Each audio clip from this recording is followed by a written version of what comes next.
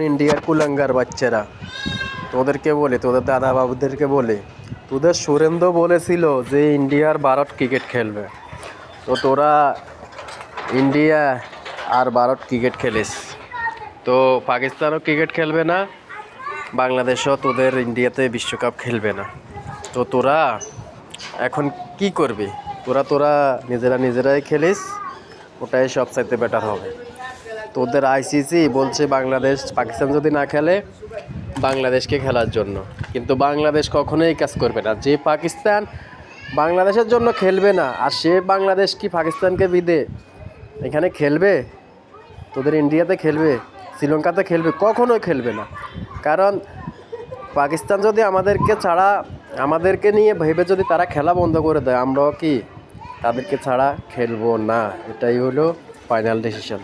কথাটা ওদের কুলাঙ্গার দাদা বাবুরা, গোবর খাওয়া মূত্র খাওয়া লোকেরা ভালো করে মাথায় রাখিস। কি কইছি বুঝছস?